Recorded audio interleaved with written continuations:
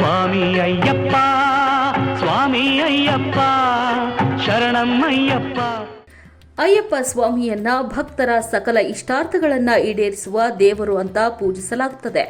ಘೋರ ಹುಲಿಯನ್ನೇರಿ ಸವಾರಿ ಮಾಡುವ ಹರಿಹರ ಸುತನಿಗೆ ಕೋಟ್ಯಾಂತರ ಭಕ್ತ ಸಮೂಹವಿದೆ. ಅಯ್ಯಪ್ಪ ಸ್ವಾಮಿಯು ದಕ್ಷಿಣ ಭಾರತದಲ್ಲಿ ಪೂಜಿಸುವ ಜನಪ್ರಿಯ ಹಿಂದೂ ದೇವರುಗಳಲ್ಲಿ ಒಬ್ಬ.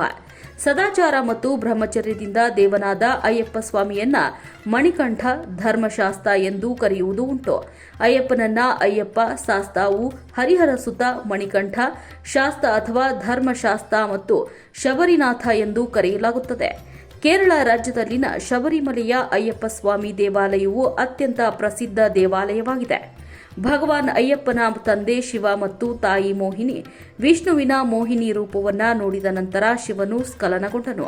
ಅವನ ವೀರ್ಯವನ್ನ ಪರಾಡ್ ಎಂದು ಕರೆಯಲಾಯಿತು ಮತ್ತು ಅವನ ವೀರ್ಯದಿಂದ ನಂತರ ಶಾಸ್ತವ ಎಂಬ ಮಗ ಜನಿಸುತ್ತಾನೆ. ಅವನನ್ನೇ ದಕ್ಷಿಣ ಭಾರತದಲ್ಲಿ ಅಯ್ಯಪ್ಪ ಎಂದು ಕರೆಯಲ್ಪಟ್ಟನು. ಶಿವ ಮತ್ತು ವಿಷ್ಣುವಿನಿಂದ ಜನಿಸಿದ ಈತನನ್ನ ಹರಿಹರ ಪುತ್ರ ಎಂದು ಕರೆಯುತ್ತಾರೆ. ಇದಲ್ಲದೆ ಅಯ್ಯಪ್ಪನನ್ನ ಅಯ್ಯಪ್ಪನ್, ಶಾಸ್ತ, ಮಣಿಕಂಠ ಎಂಬ ಹೆಸರಿನಿಂದಲೂ ಕರೆಯಲಾಗುತ್ತದೆ.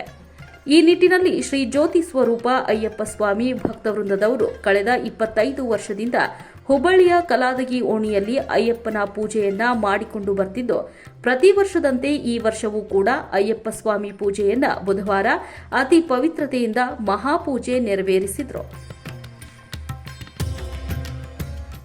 ನೀವು ನೋಡ್ತಿದ್ದೀರಾ, ಇದು ನ್ಯೂಸ್ 88 ಕನ್ನಡ, ಸುದ್ದಿಯ ಜೊತೆ ಸದಾ ನಿಮ್ಮೊಂದಿಗೆ.